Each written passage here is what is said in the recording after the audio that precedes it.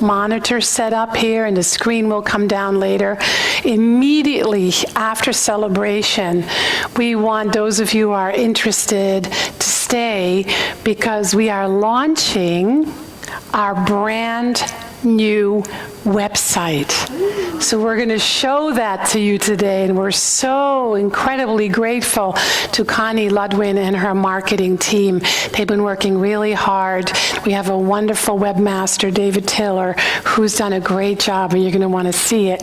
But you'll also be able to see it online when you go to our website later. So we'll have about a half-hour meeting to show it to you and introduce it to you. We have a lot going on at our center, so we want you to really keep your eyes peeled, because we have classes. We have a wonderful event in February, in March, and in April, 3 different events. For you, they're here to support you, to create spiritual community, and most of all, to create an environment where you can learn about our beautiful teaching and embody it. So let's begin by closing our eyes and opening our hearts to a spiritual mind treatment as we feel this welcoming space, this place that says, I see you. I know who you really are. You're not your baggage. You're not your roles. You're not your labels. You're not your history. You're not your conditioning. You are a spiritual being. And within us, within each of us, there is a power and a presence that is so great that we simply cannot comprehend it with our human mind. So we turn to our spirit, to our heart, and we allow ourselves to experience that holy communion that says, I am more than this. There is more than this. There is a life I get to live that is beyond my imagination, that is about my thriving, that is about my purpose, that is about my wholeness. And I am open to having it be revealed, knowing it can only be revealed to me by having it be revealed through me. So today we celebrate this wonderful teaching, its founder, Dr. Ernest Holmes, this wonderful community that has been here for 60 plus years, and this sense of belonging to something greater than what we see in the world. With awe and gratitude, then, we are willing to have that deeper experience, and therefore deeper expression. And so it is. So the beautiful Irene Avalonides is assisting me today as the licensed practitioner. We want you to be sure that you reach out to your practitioners. They're here to support you and to serve you. And in case you didn't realize it, there is a little calendar on the table out there and has their numbers on the back. So Irene is going to bless us with a reading.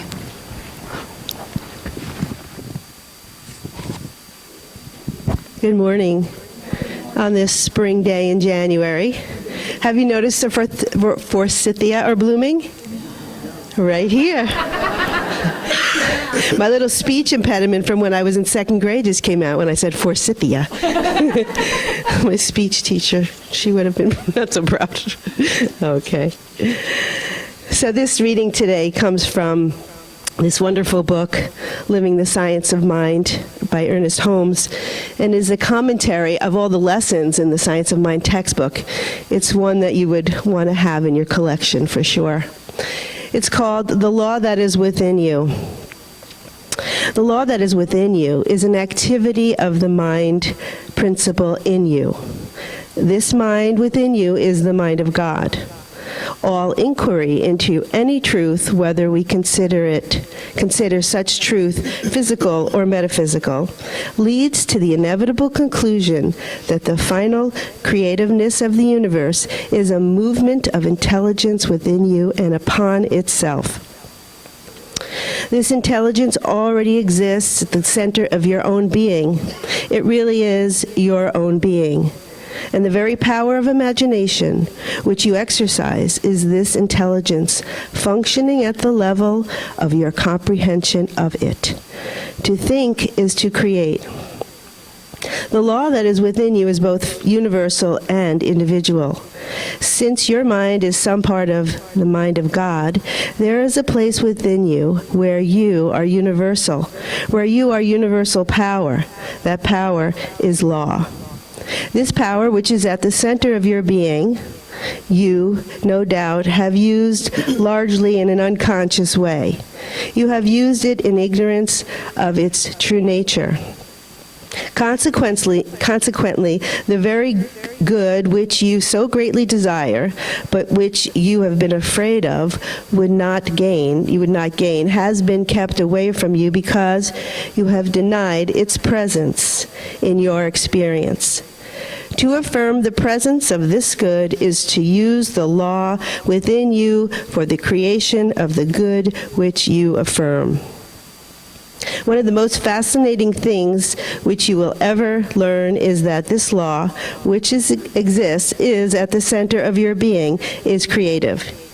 You use this same creativeness which brought the planets into being, the same creativeness which produced everything that is. The law of your life is the law of freedom, but you have used it as a law of bondage. You must now use it as the law of freedom. All individuals, your own included, my own included, are different activities of the infinite mind. This mind of God is the law of your life. When you speak, it speaks within you. Thus, your thought becomes the law of your life because the law of the one mind already resides at the center of your being. To think is to create. You have already been thinking and creating. Now you wish to create good instead of evil. Abundance rather than limitation. You have the possibility within you, for the law within you is set in motion by the mind within you. The mind within you is God, having complete authority over the law. But you must reverse your use of this law. You must accept your freedom, announce your liberty, and proclaim your divine birthright now and forever. How perfect is that? And Irene might have forgotten that, but this is our book of the month. So those of you that are going along with the theme for the year, which is 100 years of the science of mind, as we celebrated the first Sunday, the 100th birthday of Science of Mind, we're using this book for the month of January. So, bless you. I get to share with you something that many people might not know, but today is Ernest Holmes's birthday, January 21st. He was born in 1887, and at 73 years old, in 1960, he made his transition. Most of you are familiar with Dr. Ernest Holmes.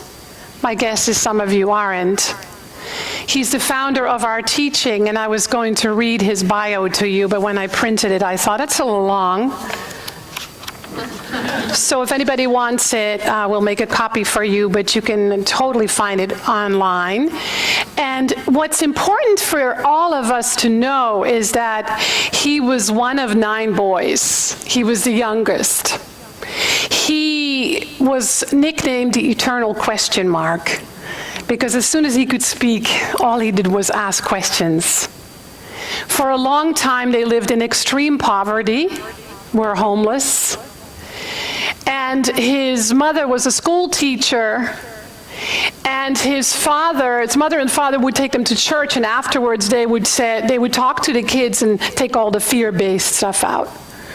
Because he said, your relationship with God, with Spirit, is all about love. He did not finish his formal school education because he got bored so easily, but became self-taught. He was a brilliant man. He memorized many of the Emerson's essays. I can hardly remember one little quote. And he began to explore all the different world religions, which in the late 1800s to early 1900s was not a common thing. And much of what we call the science of mind is a culmination of all the different world religions in a very simple, commonsensical way. Because that's what he wanted to do. He says it's ancient wisdom, but we call it new thought, but there's really nothing new. I think we should rename science of mind, SOM, and call it CSS. Because really what it is, it's common sense spirituality. That was his intention, to make it be very much about common sense. And isn't it interesting that most of us are challenged by things that are common sense? When we give ourselves time and space to reflect on that, we get to reset ourselves and live the ideas of just common sense. What is the common sense that I'm talking about?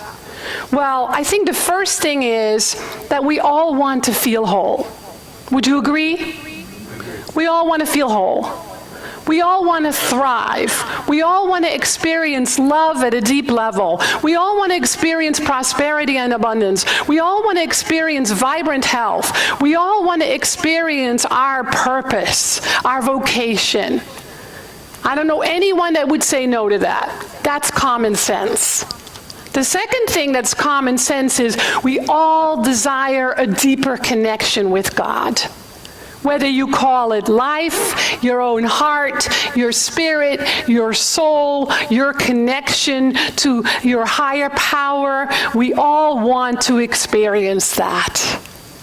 And the third thing is that we all want to serve. We all want to make a difference. We all want to live a higher purpose, something more meaningful. And we don't always know how to do that. So I always tell people, start simple. Just love people.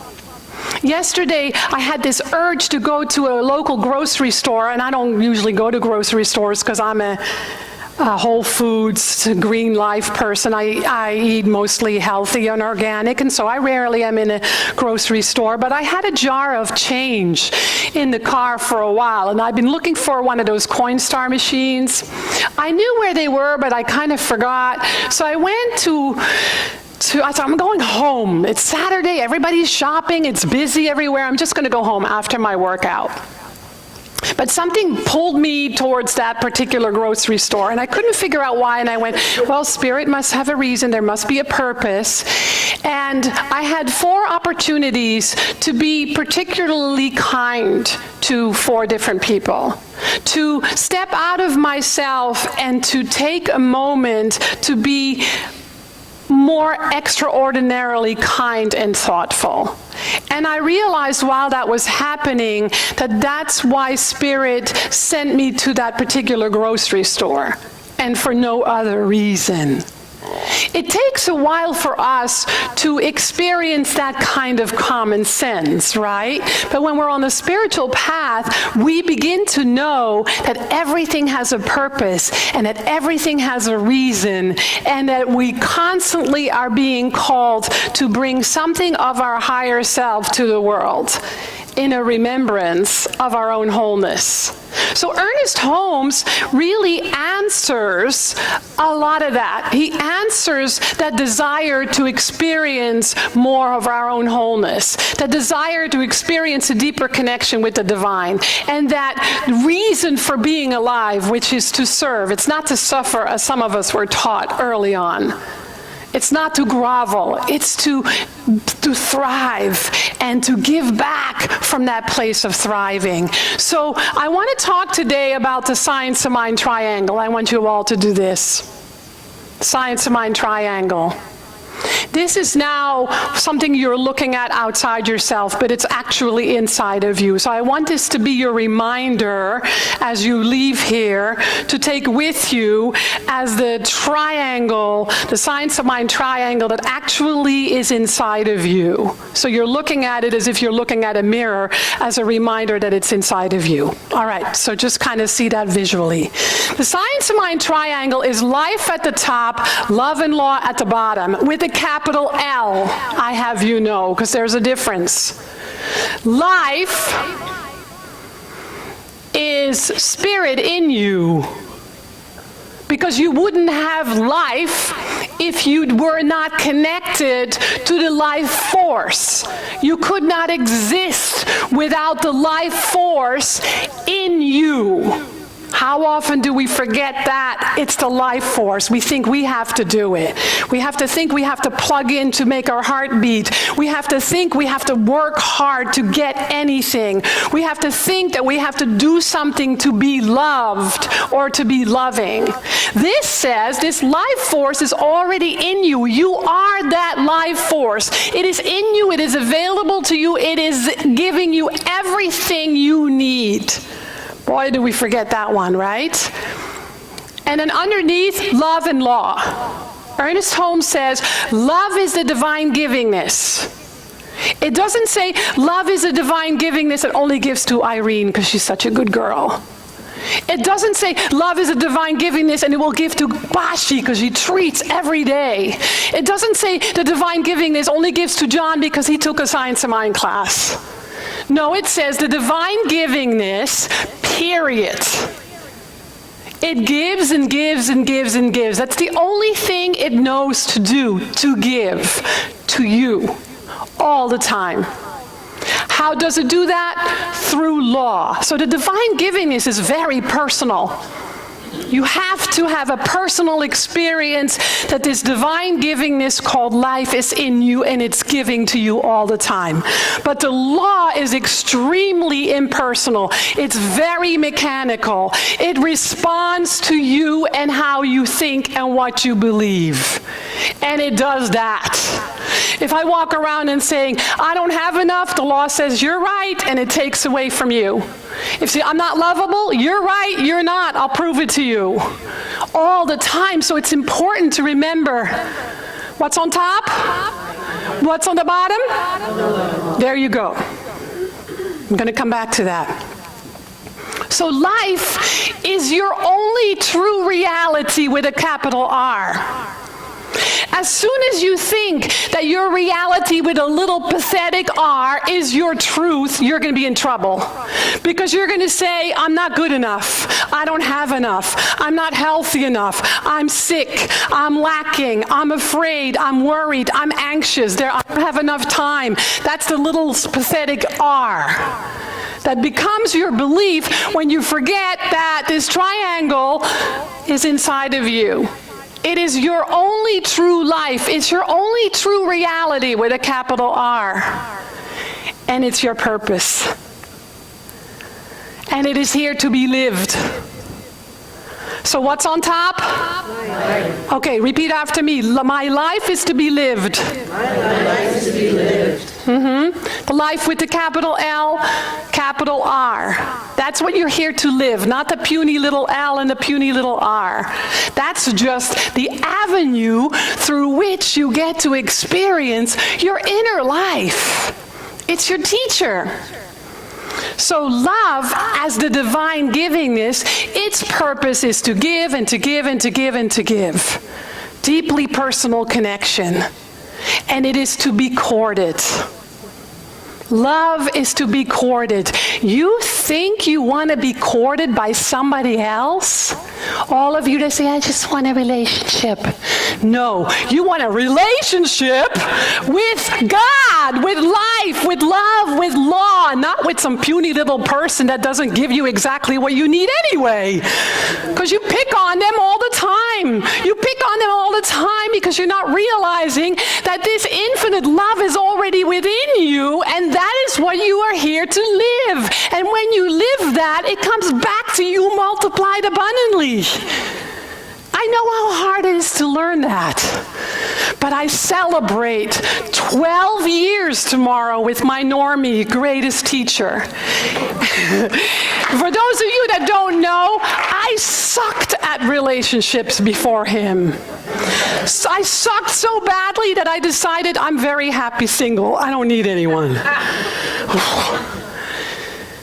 So the reason we struggle in relationships, because we make that other person our God, and they can't be, because God is you, God is in you, and you're here to court that relationship with so much love. The divine givingness is loving you, and you're going to, will you please love me a little more? That's what we do, right?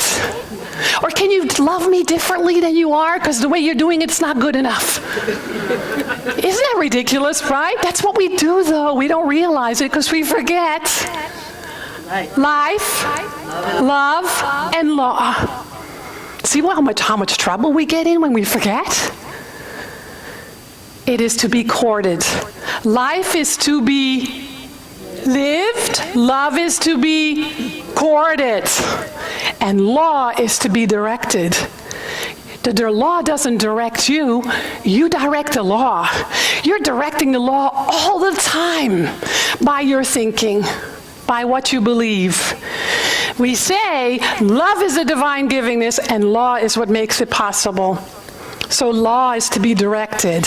Life is to be lived, love is to be courted, and law is to be directed. Remember this, because there's a test.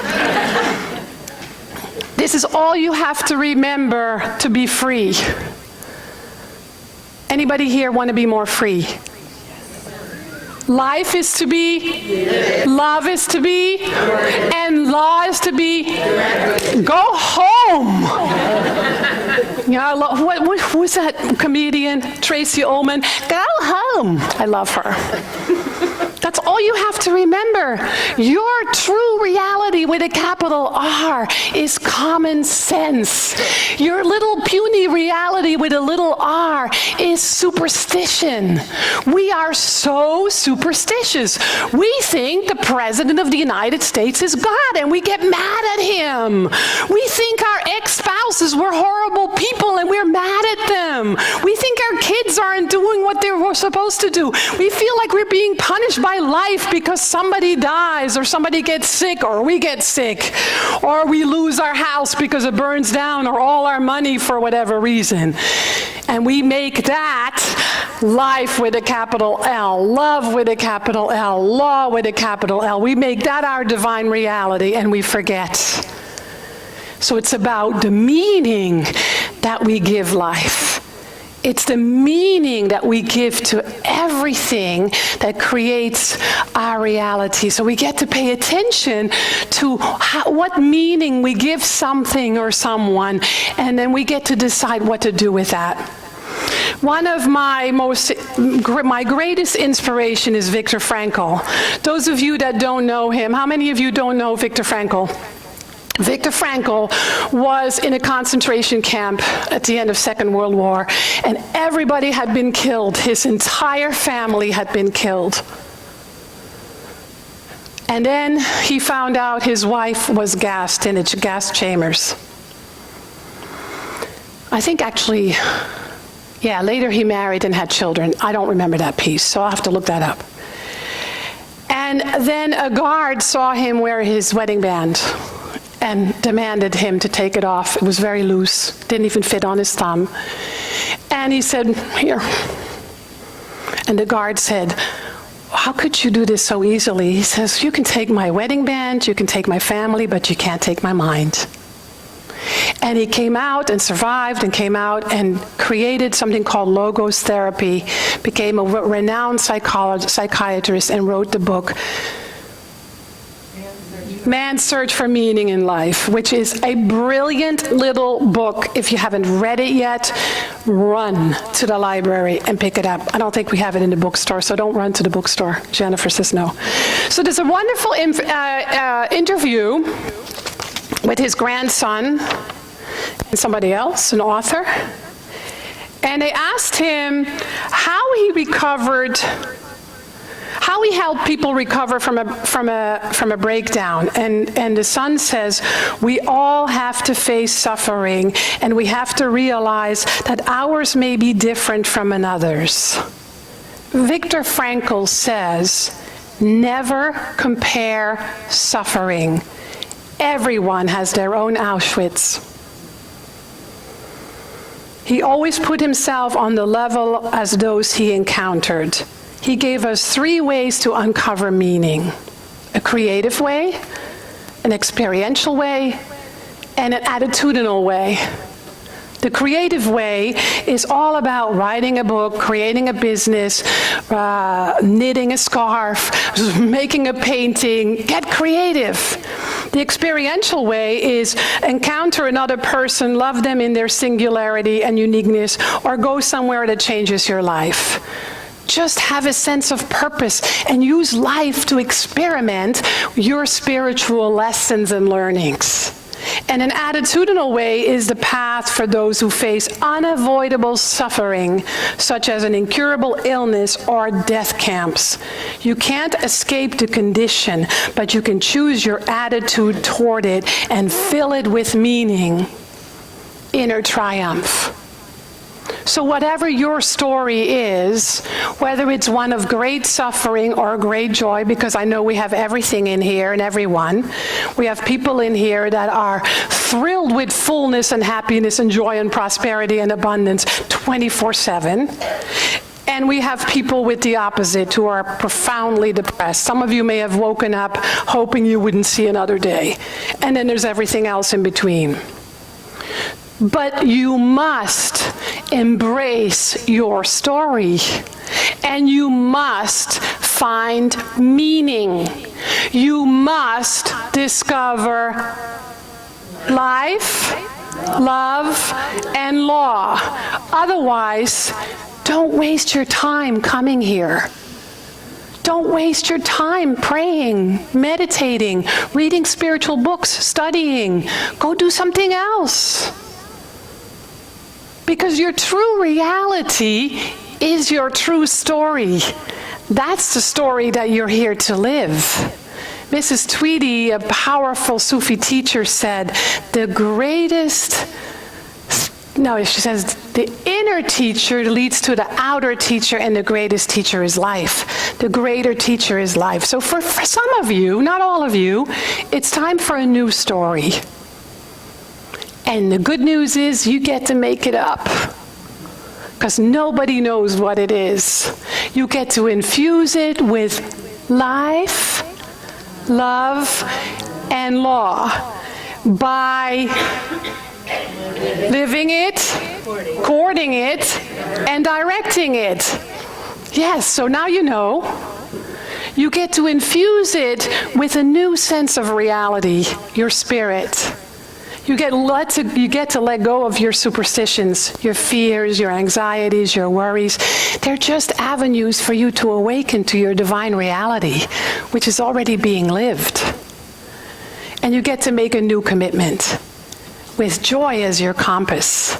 I want to read from a little book, and then you're going to hear from somebody who had a powerful experience in classes. The reason I'm saying that is because I want to see more of you in classes. I was so thrilled to see a bunch of you in Gail's class last Sunday, and I know more of you are coming because today is the last opportunity. I'm studying this little book, The 4 Spiritual Laws of Prosperity by Edwin Gaines, which is a class that I'm teaching starting tomorrow. It's only 2 hours, from 6:30 to 8:30.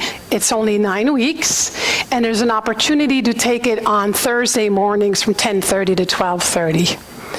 If you want to experience your true reality, life, love, and law, you need to be in that class.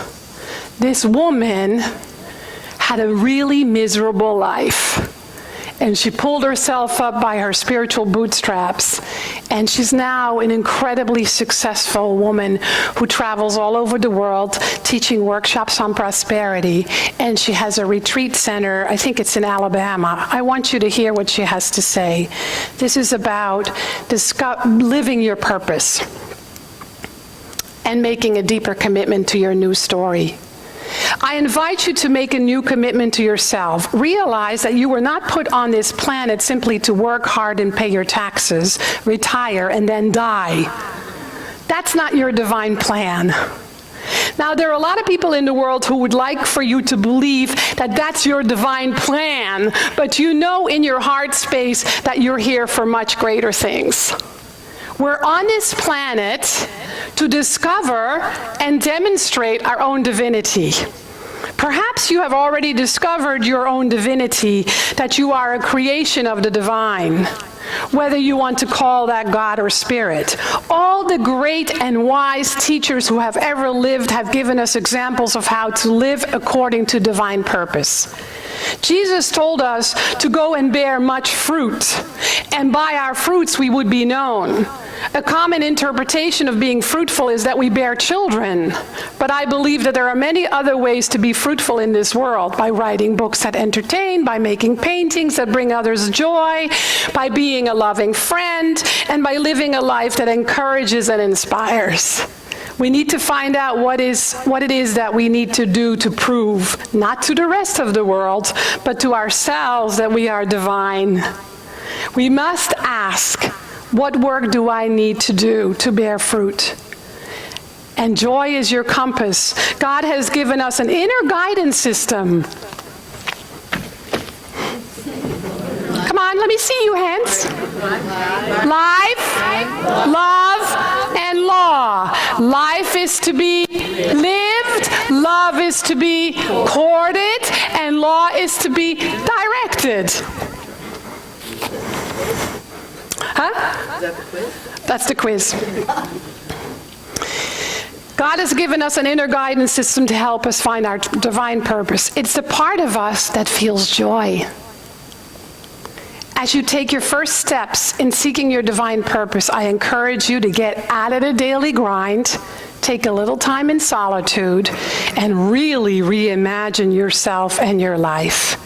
You must turn within and try to listen for that which you long to do, to the yearnings of your soul, and you must trust the process. So something happens in classes. It's really why we're here. If this teaching did not have the classes, we wouldn't be here. That's what we're good at. That's why we offer them. That's why we want you to take them, because I know what's possible. And so we have somebody that took a class last year for the first time, and I giggled on the inside the whole 10 weeks because she was really practicing the principles and she really demonstrated. Lori Carlson, I want you to tell us a few minutes what that was like for you. Oh God, I hate speaking. No, say I love it. Yes, you do. Okay, I love it. Hi, I'm Lori, and I'm here to tell you about what the class meant to me. When I first came here, my good friend Jean brought me here, and I just really resonated with the principles. But you know, I come in and I take notes, and I listen to Frankie's treatments, and I call on the phone, and I listen to them. But it never occurred to me that I could write my own treatments, and that I could really affect my life that way until I took the class.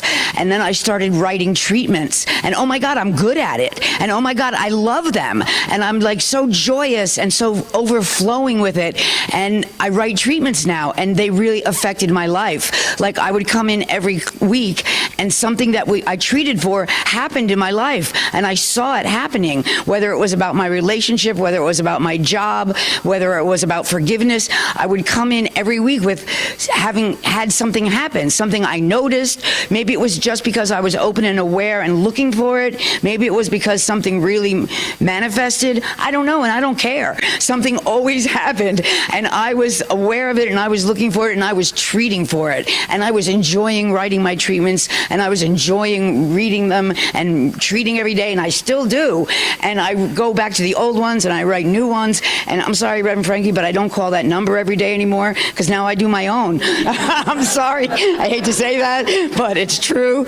And you know, I just signed up for Gail's class today, and because I can't imagine not doing a class. And the other great thing about class was Shari picked me up every week. I made friends. You know, I'm in AA, and we say it's a we program. You can't do it alone. John's one of the reasons I started coming here. And with class, you get the insight of all of the other people in class.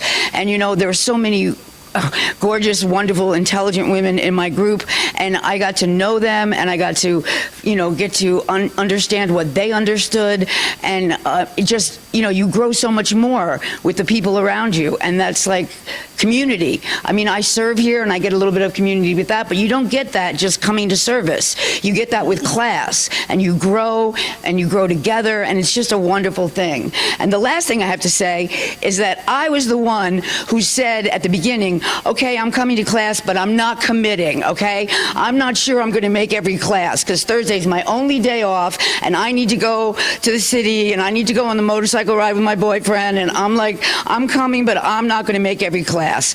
And at the end, they all pointed out to me that I didn't miss any classes, because it turned out that the class became my priority, and I circled everything around it. And it became what was making my life work, and it became what was making my life really important, and it became the focus of everything. So I'm really grateful. I recommend everybody take it. It will change your life as it's changed mine. She doesn't like to talk in public. Yeah, right. Those are the sneaky ones. They become ministers. I remember, she said, can I just come and try the class, because I don't know if I can commit. And she had a spotless record. So, Laurie, I'm so incredibly proud of you. You truly embodied it and lived it. And my goal is that you don't call the treatments because you do them on your own, that you don't need classes anymore because your life is just freaking blowing up in your face in all good ways, and everybody else's face. So that's the good news. In closing, Edwene Gaines says, and these books are only available for those of you that are going to take the class. We're happy to order more after that if we run out. When you follow your joy, at each step, there will be a growing process where you will be given the chance to play in larger and a larger arena. Every time you stretch yourself, you will grow stronger and wiser and more courageous. In this way, divine purpose is a process and not an end result. And we are following divine purpose when we're doing what brings us joy. Let's have some more music.